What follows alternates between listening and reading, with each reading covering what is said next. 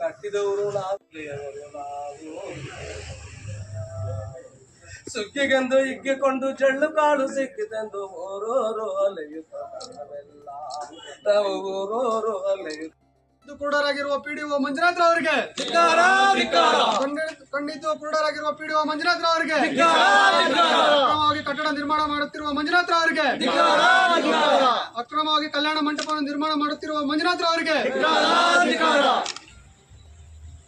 ಅಕ್ರಮವಾಗಿ ಕಲ್ಯಾಣ ಕಟ್ಟಡವನ್ನು ನಿರ್ಮಾಣ ಮಾಡುತ್ತಿರುವ ಲಕ್ಷ್ಮೀ ಮಂಜುನಾಥ್ ಅವರಿಗೆ ಸರ್ಕಾರದ ಪಕ್ಷಕ್ಕೆ ನಷ್ಟವನ್ನು ತುಂಬಿಸಿರುವ ಲಕ್ಷ್ಮೀ ಮಂಜುನಾಥ್ ಅವರಿಗೆ ಇದನ್ನು ಕಂಡು ಕಾಣದೆ ಇರತಕ್ಕಂಥ ಪಿಡಿಒ ಮಂಜುನಾಥ್ ಅವರಿಗೆ ಅವರಿಗೆ ಪ್ರಚೋದಕರಾಗಿರ್ತಕ್ಕಂಥ ಮಂಜುನಾಥ್ ಪಿಡಿಆರ್ ಅವರಿಗೆ ಅವರಿಗೆ ಪ್ರೇರಣೆ ನೀಡಿರ್ತಕ್ಕಂಥ ಮಂಜುನಾಥ್ ಪಿಡಿಆರ್ ಅವರಿಗೆ ಸುಂದರಪಾಳಿ ಗ್ರಾಮ ಪಂಚಾಯಿತಿ ಪಿಡಿಒ ಮಂಜುನಾಥ್ ಅವರಿಗೆ ನೋಡ್ರಿ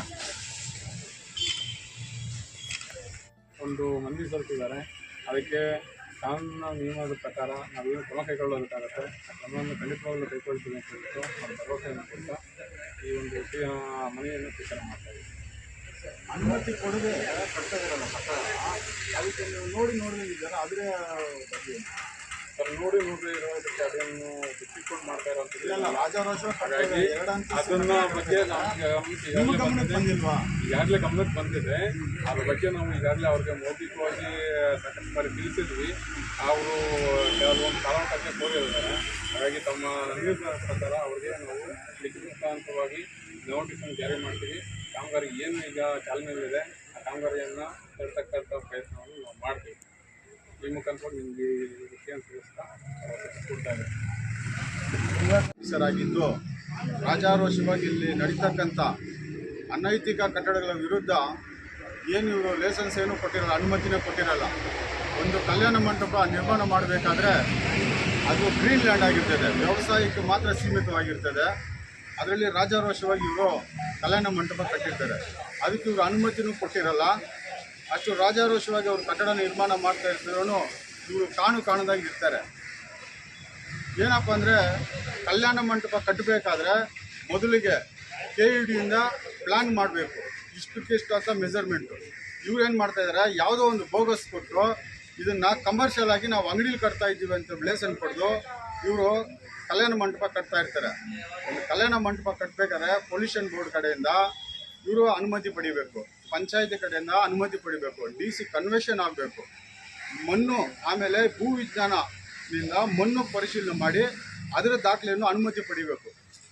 ಯಾವುದೇ ಸಹ ಅನುಮತಿ ಪಡೆದೆ ಇವರು ರಾಜಾರೋಷವಾಗಿ ಕಲ್ಯಾಣ ಮಂಟಪ ನಿರ್ಮಾಣ ಮಾಡ್ತಿದ್ದಾರೆ. ಅದನ್ನು ನೋಡಿ ಕಾಣದಂತೆ ಈ PDO ಅವರು ಅವ್ರಿಗೆ ಅನುಮತಿ ಕೊಡದೇನೋ ಅದನ್ನು ನಿಲ್ಲಿಸದೆ ಸರ್ಕಾರ ಪಕ್ಷಕ್ಕೆ ನಷ್ಟವನ್ನು ಉಂಟು ಮಾಡಿರ್ತಾರೆ. ಸರ್ಕಾರಕ್ಕೆ ನಷ್ಟವನ್ನು ಉಂಟು ಮಾಡಿದ್ರೆ ಇವರು ಸರ್ಕಾರ ಕೆಲಸಕ್ಕೆ ನಾಲಾಯಕ್. ಈ ಡೆವಲಪ್ಮೆಂಟ್ ಆಫೀಸರ್ ಏನಿದ್ದಾರೋ ಅವರು ಡೆವಲಪ್ಮೆಂಟ್ ಆಗೋದು ನೋಡ್ತಾ ಹೊರತು ಸರ್ಕಾರ ಡೆವಲಪ್ಮೆಂಟು ಪಂಚಾಯತಿಯಲ್ಲಿ ಡೆವಲಪ್ಮೆಂಟ್ ಮಾಡೋಕ್ಕೆ ನಾಲಾಯಕ್ ಆಗಿರ್ತಾರೆ. ಅವ್ರಿಗೆ ನಾವು ಧಿಕ್ಕಾರ ಕೊಡುತ್ತಾ ನಾನು 2 ಮಾತನ್ನು ಮುಗಿಸ್ತೇನೆ. ಅಕ್ರಮ ಕಟ್ಟಡ ಕಾಮಗಾರಿಯನ್ನು ಅತಿ ಶೀಘ್ರ ನಿಲ್ಲಿಸಬೇಕು. ನಾನು ಲಕ್ಷ್ಮೀ ಮಂಜುನಾಥ್ ಅವರಿಗೆ ನಾನು ಧಿಕ್ಕಾರ ಆಗ್ತಾ ಇದ್ದೀನಿ.